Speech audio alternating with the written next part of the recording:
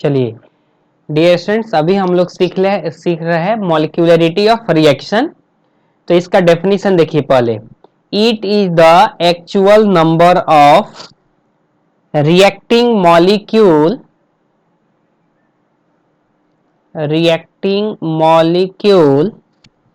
which take part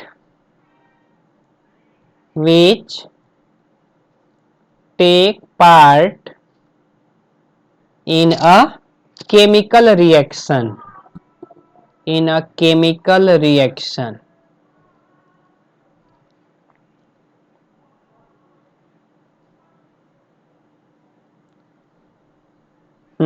इसका meaning क्या है? It is the actual number of reacting molecule which take part in a chemical reaction.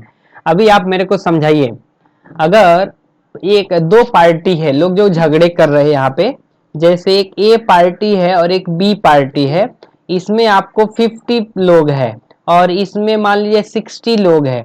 जब ये झगड़े कर रहे हैं लाठी लेकर, तो क्या चांस है कि इसमें से कितने लोग का सर फटेगा? 50%।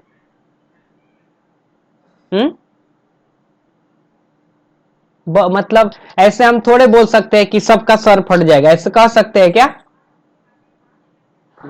नहीं कह सकते हैं। मतलब जैसे एक्चुअल झगड़ा कैसे होगा, मतलब आदमी दिखेगा हाँ इसका गड़बड़ हो गया है, तो वैसे ही रिएक्शन में वही मॉलिक्यूल को कंसीडर किया जाता है जो चेंज दिखाता है, जो रिएक्शन में ओवरऑल पार्टिसिपेट होता है। अगर रिएक्शन में वो पार्टिसिपेट नहीं हुआ है तब हम नहीं बोलेंगे। जैसे 10 लोग खेल खेल रहे, अगर किसी ने एक ने गिरा, पैर टूट गया, तो जख मतलब किसका गड़बड़ हुआ है? वो एक पार्टिकुलर पर्सन का। तो ऐसे ही रिएक्शन जब होता है, देखिए पहले इसका हिंदी लिखूं क्या? पहले किसी, एक मिनट, बहुत सारे हिंदी वाले हैं। किसी भी रिएक्शन में एक्चुअल क्रियाशील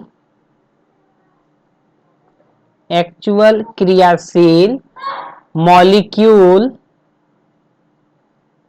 की संख्या मॉलिक्यूलरिटी कहलाती है। कहने का मतलब क्या है? मॉलिक्यूल तो बहुत रहता है लेकिन वो सारे रिएक्शन में पार्टिसिपेट नहीं होते हैं। तो जैसे यहाँ पे देखिए लॉजिक बता रहा है, जैसे Na+Cl2 है, ये रिएक्शन हो रहा है तो NaCl बन रहा है। Na लिखने का मतलब क्या है? 1 मोल हुआ ना, और Cl2 लिखने का भी मतलब 1 मोल हुआ, और इसका अगर बैलेंस करेंगे तो यहाँ पे 2 मोल और यहाँ पे भी 2 मोल, और 2 मोल का मतलब क्या है? 2 इंटू 6.022 10⁻23। तो इतने मॉलिक्यूल्स कोलिजन करेगा तो ये कभी भी परफेक्ट कोलिजन नहीं होने वाला है। मतलब परफेक्ट कोलिजन का मतलब क्या है? सारे जो रिएक्टेंट है वो प्रोडक्ट में कन्वर्ज होना चाहिए। तो कभी भी ऐसा नहीं होता है कि किसी रिएक्शन में सारे मॉलिक्यूल्स प्रोडक्ट में बदल जाए।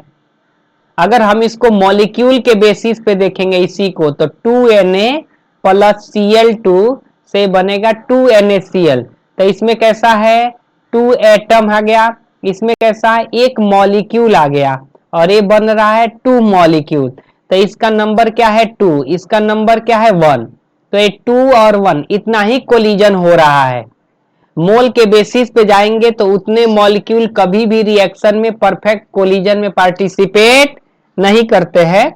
तो मॉलिक्यूलरिटी कितना हो सकता है ये देखिए, नोट जो इसका रीजन क्या है? क्योंकि परफेक्ट कोलिजन नहीं होता है। सारे मॉलिक्यूल्स एक साथ कोलाइड कर पाएंगे? नहीं। कोलिजन का मतलब है एक मॉलिक्यूल इधर से जा रहा है, दूसरा इधर से आ रहा है, अगर दोनों के बीच में टक्कर हुआ तभी यहां से प्रोडक्ट बनेगा, नहीं तो नहीं बनेगा। अगर एक इधर जा रहा है, दूसरा मॉलिक्यूल इधर जा रहा है, कोलिजन करेगा? नहीं करेगा। तो कोलिजन जब नहीं करेगा तो प्रोडक्ट नहीं बनेगा। जो मॉलिक्यूल कोलिजन में पार्टिसिपेट होते हैं उनसे ही प्रोडक्ट बनता है। समझे क्या? जी सर। तो जो ना उनमें परफेक्ट कोलिजन होता है ना वो कंसीडर किया जाता है।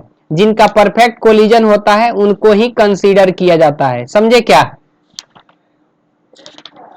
Yes sir.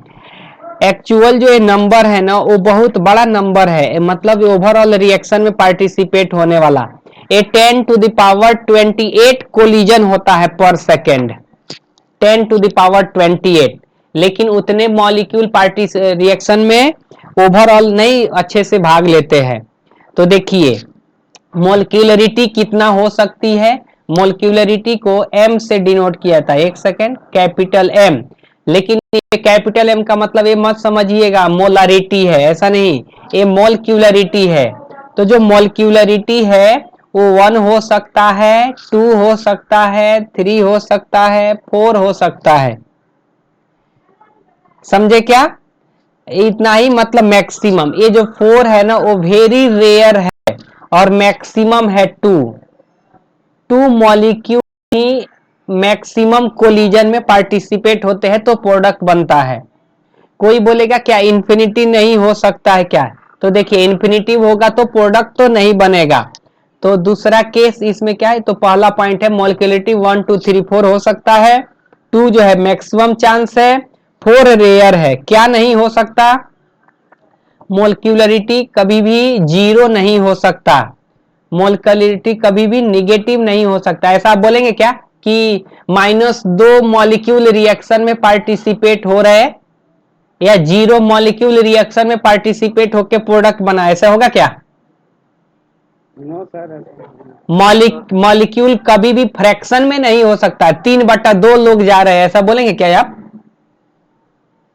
ये लैंग्वेज नहीं है। और मॉलिक्यूलरिटी कभी भी इन्फिनिटिव नहीं हो सकता है। इन्फिनिटिव मॉलिक्यूल अगर आएंगे तो उनमें इन्फिनिटी में परफेक्ट कोलिजन नहीं होगा। जिनमें परफेक्ट कोलिजन होगा वही प्रोडक्ट में कन्वर्ट होते हैं और उनका ही नंबर जो है मॉलिक्यूलरिटी कहलाता है। समझे क्या? तो फिर से समझा रहा, मॉलिक्यूलरिटी क्या होता है? किसी भी रिएक्शन में, माइक बंद कीजिए, किसी भी रिएक्शन में एक्चुअल पार्टिसिपेट, माइक बंद कीजिए, कौन है? किसी भी रिएक्शन में एक्चुअल पार्टिसिपेशन जो मॉलिक्यूल होते हैं जो परफेक्ट कोलिजन करके प्रोडक्ट बनाते हैं उनका ही नंबर मॉलिक्यूलरिटी कहलाता है। और ये मॉलिक्यूलरिटी क्या हो सकता है? 1 2 3 4, 2 मैक्सिमम है, 4 रेयर है। 0 नहीं हो सकता है, निगेटिव नहीं हो सकता है, फ्रैक्शन नहीं हो सकता है, इन्फिनिटिव नहीं हो सकता है। चलिए ये आप समझ गए। जी सर। अब कोई बोलेगा कि अगर रिएक्शन दिया है तो हमको कैसे समझेगा कि उसका मॉलिक्यूलरिटी कितना होगा? तब हम लोग लिख रहे हैं आगे next topic molecularity of reaction.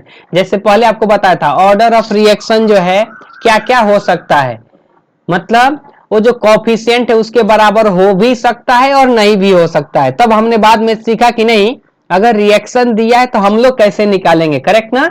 Elementary reaction के लिए, मल्टी स्टेप रिएक्शन के लिए, और थर्ड था multi step reaction with equilibrium. तो इधर भी 2 3 केस है, उसको पढ़ लेते हैं।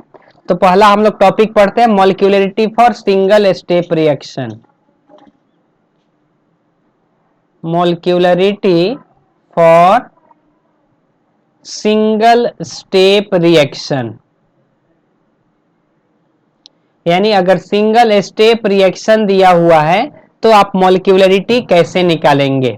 तो देखिए, सॉरी, इन single step reaction, single step जो रिएक्शन होता है उसमें जो रिएक्टेंट का कॉफिशिएंट है वो जोड़ देंगे, वहीं उसकी मॉलिक्यूलरिटी हो जाएगी। तो मैं लिख देता हूं यहां पे, इन single step reaction molecularity is equal to, molecularity is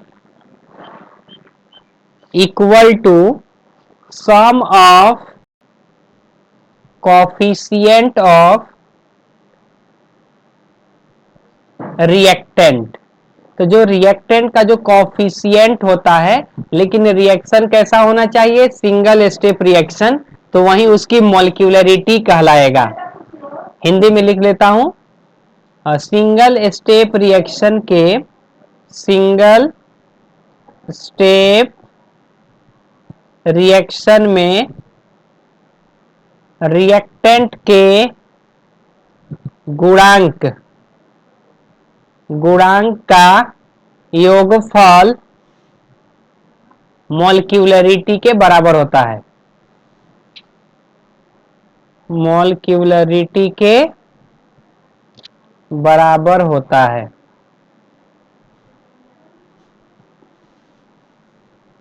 अब देखिए, आप एग्जाम्पल देखिए, जैसे दिया हुआ है, फिर से आप कोई मत पूछिएगा दिया रहेगा क्या। हाँ, दिया रहेगा। जब तक सिंगल स्टेप नहीं दिया रहेगा तब तक आप डायरेक्ट उसकी मॉलिक्यूलरिटी नहीं बता सकते हैं। तो देखिए, PCl5 ये जो भी है, मैं सिंगल स्टेप रिएक्शन लिख रहा, सिंगल स्टेप रिएक्शन। तो PCl5 है वो टूटेगा PCl3 प्लस Cl2। तो PCl इस रिएक्शन में रिएक्टेंट के कितने मॉलिक्यूल आपको दिख रहे हैं? 1, क्योंकि इसका एक ही कॉफिशिएंट है। तो इस रिएक्शन की मॉलिक्यूलरिटी कितनी? 1। हाँ, H2 प्लस I2 से बनेगा 2HI। ये बैलेंस रिएक्शन है। H2 का कॉफिशिएंट 1, I2 का भी कॉफिशिएंट 1, तो मॉलिक्यूलरिटी कितनी? 2। नेक्स्ट, हाँ, 2SO2 प्लस O2 दिया हुआ है, से 2SO3 बन रहा है। एक सेकेंड, कोई आ रहा है क्या? ये बार बार ये,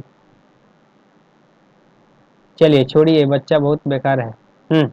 तो ये कितना होगा कॉफिशिएंट इसका? 2 प्लस 1, तो ये 3 हो जाएगा। नेक्स्ट है 4KClO3। जब ये टूटता है तो 3KCl plus 3KClO4 plus KCl बनता है। तो आप बताइए कितनी मोलिक्यूलिटी होगी इसकी? 4 होगी, करेक्ट ना? तब मोलिक्यूलिटी 1 है, तो इसको हम लोग बोलते हैं यूनिमोलिक्यूलर रिएक्शन। यूनिमोलिक्यूलर रिएक्शन, इसको क्या बोलेंगे? बाई मॉलिक्यूलर, डाई नहीं, बाई मॉलिक्यूलर रिएक्शन। इसको बोलते हैं ट्राई मॉलिक्यूलर रिएक्शन। इसको बोलते हैं टेट्रा मॉलिक्यूलर रिएक्शन। समझ गए? चलिए, अब हम देखते हैं अगला स्टेप कि अगर कॉम्प्लेक्स रिएक्शन है या मल्टी स्टेप रिएक्शन है तब मॉलिक्यूलरिटी कैसे निकालेंगे। आप सोचकर बोल सकते क्या थोड़ा? क्या होगा molecularity for multi step reaction? हाँ, इसमें भी जो वेरी स्लो स्टेप होता है जिसको RDS कहा जाता है, उसका कोफिशिएंट ही मॉलिक्यूलरिटी कहलाता है। समझे क्या? Molecularity for multi step reaction. तो सुनिए, इन मल्टी स्टेप, हाँ बोलिए। ऊपर जो स्टेटमेंट आप लिखे हैं उसमें विद बैलेंसिंग छोड़ दिया है। हाँ, जो लेकिन वो बैलेंसिंग ही रहेगा। जब भी रिएक्शन रहता है सिंगल स्टेप तो आपको बैलेंस करके ही वो मिलता है। आप लिख सकते हैं कि in single step reaction molecularity is equal to sum of coefficient of reactant. चाहे नोट देकर यहाँ पे लिख लीजिए, note always balance reaction should be there. Always balance reaction should be there, मतलब हमेशा बैलेंस रिएक्शन होना चाहिए। समझ गए? ठीक है। तो देखिए, in multi step reaction molecularity is assign for each step, for each step of reaction, for reaction mechanism and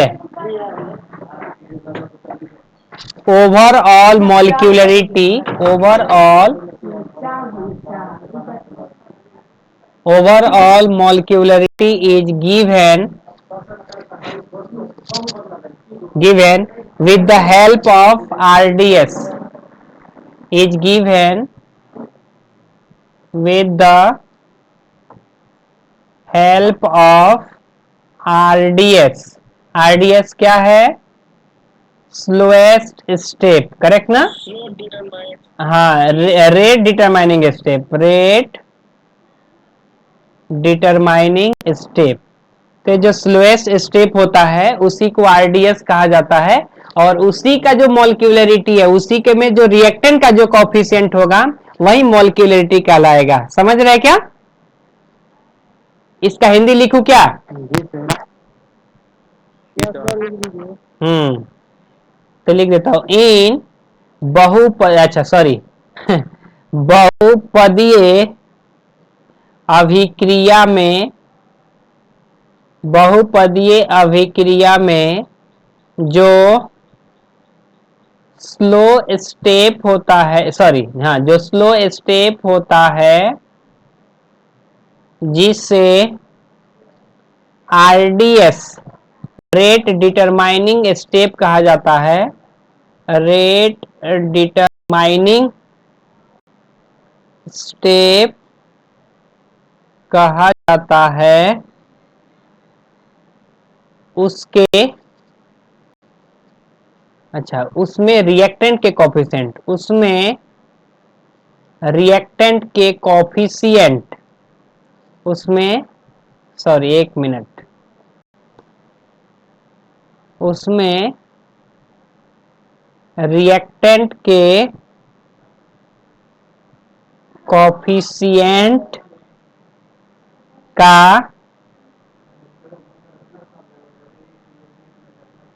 का योगफल ही मॉलिक्यूलरिटी कहलाता है, या मॉलिक्यूलरिटी के बराबर होता है, मॉलिक्यूलरिटी के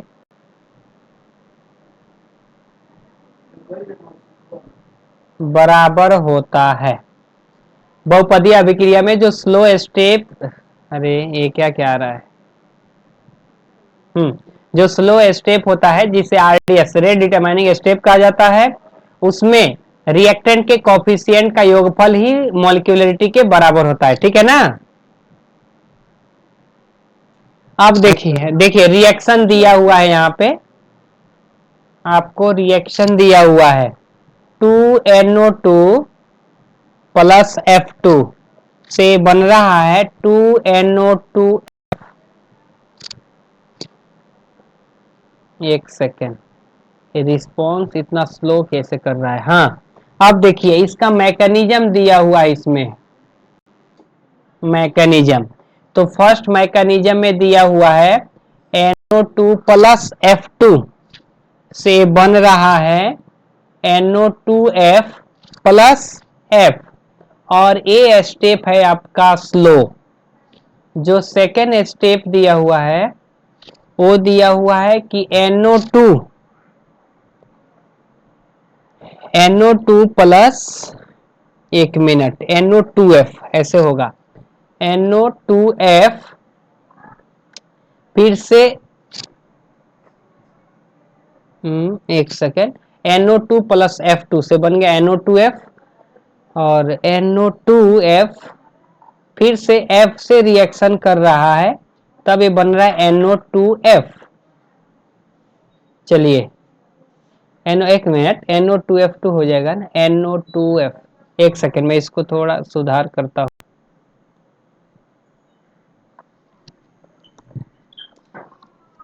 पहले NO2F प्लस F बना, अच्छा फिर से चलिए NO2 फिर से F जो रिएक्शन हुआ था बन रहा है NO2F। दोनों तो सेम ही है, लेकिन यहाँ पे एक चेंजेज है, ये जो हो रहा है वो फास्ट है, मेंशन किया हुआ है यहाँ पे, ये जो फास्ट है। तब मेरे को बताइए आरडीएस कौन सा है? फर्स्ट वाला, यानी आरडीएस है आपका स्टेप 1, स्टेप 1। तो स्टेप 1 में तो NO2 का कॉफिशिएंट 1 है और F2 का कॉफिशिएंट 1 है, तो मॉलिक्यूलरिटी क्या हो जाएगा? 1 प्लस 1 ए हो जाएगा 2। अगर किसी ने ओवर इसको देखा तो उसको कितना दिखेगा? 3। लेकिन ओवरऑल है कितना? 2। ठीक है ना? तो अभी इसमें कोई डाउट है? No sir. ये जो रिएक्शन देगा मतलब ये तोड़ के देगा या हम लोगों को तोड़ना होगा? फिर से वही कहानी, फिर से आप उसी को दूसरे तरीके से पूछ रहे। कितने बार बोल रहा मैं कि मैकेनिज्म वो तोड़ फोड़ के खुद वो देने वाला है, वो देगा। नोट देखिए, नोट में क्या है, किसी ने अगर क्वेश्चन पूछ दिया कि मॉलिक्यूलरिटी 4 से ज्यादा क्यों नहीं हो सकता है, यानी why molecularity greater than 4 not possible. अगर किसी ने ऐसा क्वेश्चन पूछ दिया आपसे,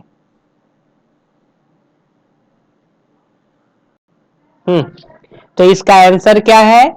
बिकॉज रिएक्टिंग मॉलिक्यूल मतलब there collision is not perfect of all molecule which participate in the reaction. मतलब जो भी मॉलिक्यूल पार्टिसिपेट है, अगर वो 4 से ज्यादा होगा तो वो साइमल्टेनियस इफेक्टिव कोलिजन में पार्टिसिपेट नहीं होगा। समझे क्या? जी सर। मतलब हम लिख सकते हैं if molecule is greater than 4, if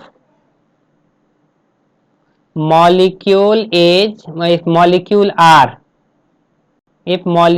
are greater than 4, then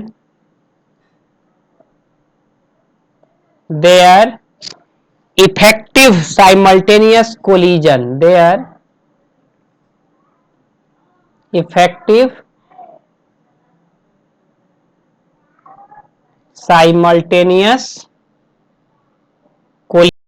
decreases.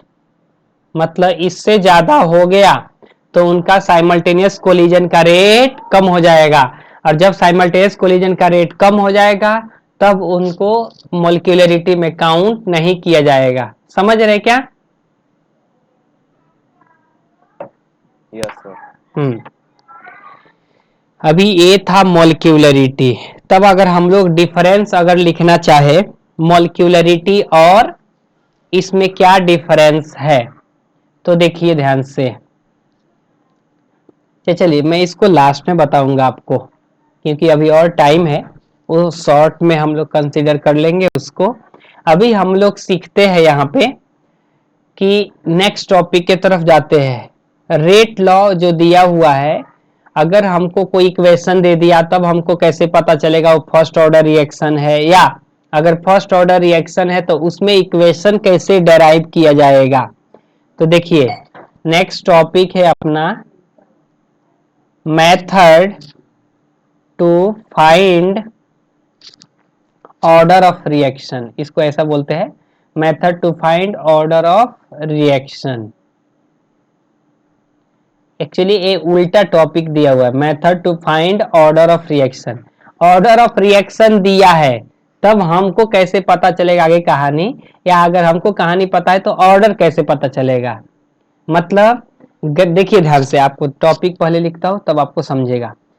तो पहला है इसमें ग्राफिकल मेथड,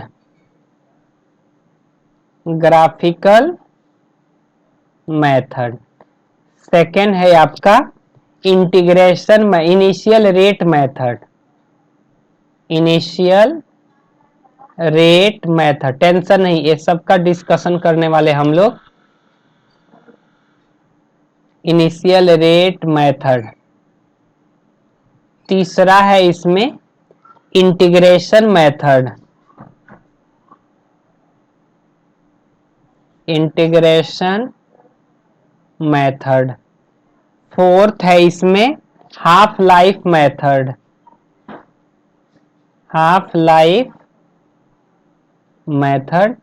इसमें फिफ्थ जो है वो है van't Hoff differential method, van't Hoff, van't में ऐसा रहता है, वेंट हॉफ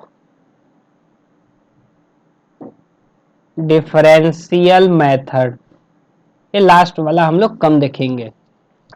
अभी पहला मेथड देखते हैं, ग्राफिकल मेथड। ये आपको समझ जाएगा, बहुत ही आसान है, देखिए ध्यान से।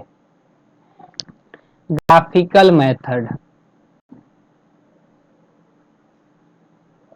ग्राफिकल मेथड का हिंदी क्या होगा? ग्राफीय विधि। एक सेकेंड, ऐसे क्यों गड़बड़ कर रहा है? ग्राफीय विधि। अभी देखिए ध्यान से, अभी कोई रिएक्शन दिया हुआ है यहाँ पे, A gives B।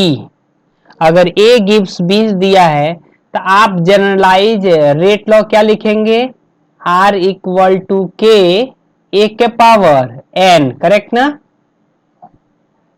Ji sir. ये हमारा स्टेटमेंट है। अभी हमको ग्राफ बनाना है, किसके? R versus concentration. मतलब y एक्सिस पे रेट रखेंगे और x एक्सिस पे हम लोग कंसंट्रेशन रखेंगे और n का कंडीशन रखते जाएंगे। देखिए अभी कंडीशन हम लोग अप्लाई कर रहे हैं, ये समझ जाएगा। Condition 1, if n equal to 0, यदि n 0 हो जाएगा तो आप क्या बोलेंगे? जीरो ऑर्डर रिएक्शन, करेक्ट ना? Yes sir. Zero order reaction कहलाएगा। अब देखिए ये जीरो ऑर्डर रिएक्शन है, अगर इस फॉर्मूले में n के जगह पे 0 रखा जाए तब क्या मिलेगा? R इक्वल टू के A के पावर 0, यानी R इक्वल टू के, जीरो। R इक्वल टू 0 कि R इक्वल टू के? A के पावर 0 का मतलब होता है 1, A का पावर 0, किसी भी नंबर का पावर 0 मतलब 1, तो A k into 1 R equal to K हो गया। इसका मतलब ये क्या कह रहा है कि जो रेट होगा वो हमेशा क्या होगा? कांस्टेंट। यानी कंसंट्रेशन कुछ भी हो, अगर मान लीजिए एक की जगह पे 2 पुट किया तो 2 के पावर 0 1, एक की जगह पर 3 पुट किया तो 3 का पावर 0। जैसे देखिए 2 का पावर, यहाँ पे 1 का पावर 0 है 1, अगर 2 का पावर 0 है 1, 3 का पावर 0 1, 4 का पावर 0 1, तब तो एक कुछ भी हो रिएक्शन का रेट तो हमेशा कांस्टेंट ही होगा ना? जी सर। यानी अगर हम लोग ग्राफ बनाए, ध्यान से देखिए, डाउट होगा तो पूछ लीजिएगा यहीं पे, नहीं तो आगे गड़बड़ हो जाएगा। अगर यहाँ पे हमने R कर दिया और यहाँ पे कंसंट्रेशन कर दिया, तब तो रेट तो यहाँ पे फिक्स हो गया, कोई एक कांस्टेंट वैल्यू आएगा। तो अगर मान लीजिए y इक्वल टू 2, इसका ग्राफ कैसे आप बनाते हैं? यहां से जाएगा, अगर ये मान लीजिए 1 है, A2 है, A3 है, तो x कुछ भी हो उसे थोड़े मतलब है, अगर y बराबर 2 है तो फिक्स हो जाएगा ना? समझ रहे क्या? Yes sir. वैसे ही अगर रेट जो है कांस्टेंट हो रहा है, वो कंसंट्रेशन पे डिपेंड नहीं होगा, तो क्या होगा? एक स्ट्रेट लाइन मिलेगा, यानी ये R इक्वल टू कॉन्स्टेंट हो गया। समझ रहे क्या? रेट ऑलवेज बी कांस्टेंट, यानी एक कंसंट्रेशन के ऊपर डिपेंड नहीं करने वाला है। इसमें कोई डाउट है? और ये लिख दीजिए। क्या लिखूं? सर जो बोले हैं कि रेट मतलब अच्छा देखिए, for zero order reaction, for zero order reaction rate of reaction does not depend upon concentration of reactant, correct ना? concentration of reactant, यानी अगर इसका हिंदी में लिखूं तो क्या लिखेंगे? शून्य कोटि की अभिक्रिया के, शून्य कोटि की अभिक्रिया का वेग क्या अभिकारक के सांद्रता पर निर्भर नहीं करता है, करेक्ट ना? अभिकारक के सांद्रता पर निर्भर नहीं करता है। ये हो गया, यानी शून्य कोटि की अभिक्रिया का वेग अभिकारक के सांद्रता पर निर्भर नहीं करता है। इसमें कोई डाउट है क्या? No sir. No sir. ऐसे अरे बाकी लोग नहीं बोल रहे, समझ रहे क्या ये ग्राफिकल मेथड जी सर। की कंडीशन हम लोग दे रहे हैं ग्राफ बना। अब देखिए, अभी मैं क्या बोल रहा था पहले, अभी यहाँ पे दिया है method to find order of reaction. ये तो ग्राफिकल मेथड है, तो हम मतलब पता कर रहे हैं कि अगर n इक्वल टू 0 हुआ तो ग्राफ कैसे जाएगा। अब हमसे क्वेश्चन कैसे पूछेगा, वो ग्राफ दे देगा दो चार और पूछ लेगा बताओ कौन सा 0 ऑर्डर का रिएक्शन का ग्राफ है। तो हमको पता होना चाहिए कि इसमें रेट जो है हमेशा क्या होगा, कांस्टेंट होगा, यानी वो कंसंट्रेशन के ऊपर डिपेंड नहीं करेगा।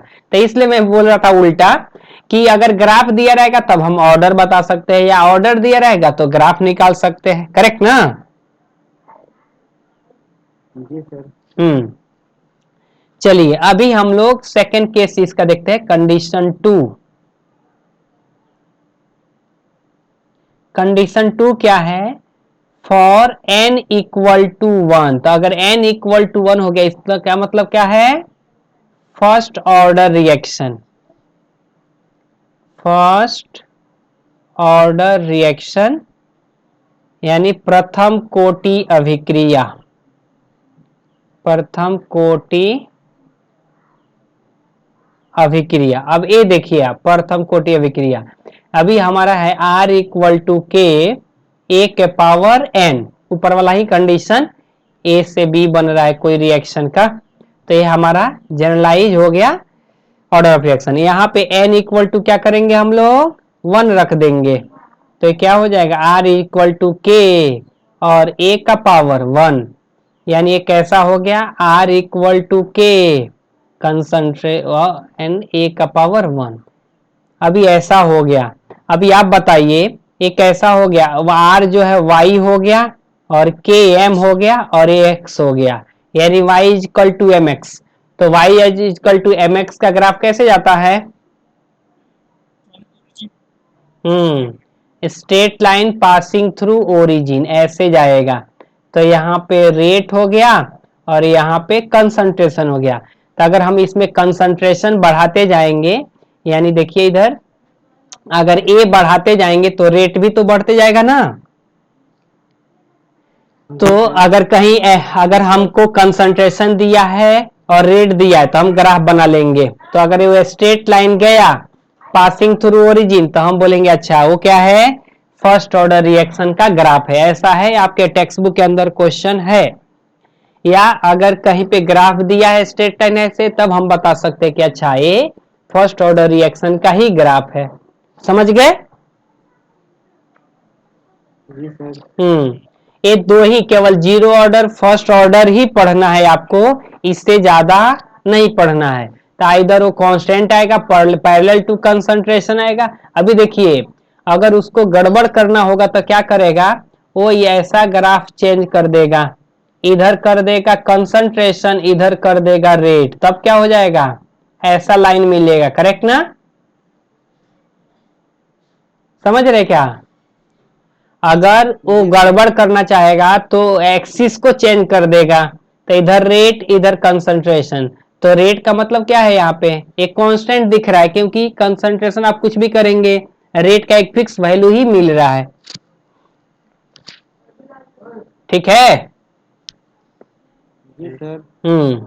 अब अगर आपको 2 सेकेंड ऑर्डर थर्ड ऑर्डर इसका भी बनाया जा सकता है, इसमें कुछ नहीं है, लेकिन वो क्या आएगा, वो कर्व आएगा। जैसे देखिए कंडीशन 3 देखिए, तो बहुत सारे लोग अगर मैथ्स अच्छा होगा तो आपको इजीली समझ जाएगा। अभी हमको पता है कि n equal to 2, if n equal to 2 हो तो क्या होगा, सेकेंड ऑर्डर रिएक्शन। जी सर। सेकेंड ऑर्डर रिएक्शन में अगर A टू B के लिए जनरलाइज है R इक्वल टू के A का पावर n के जगह पे अगर हम 2 रखेंगे तो हमको क्या मिल जाएगा, R इक्वल टू के A का पावर 2।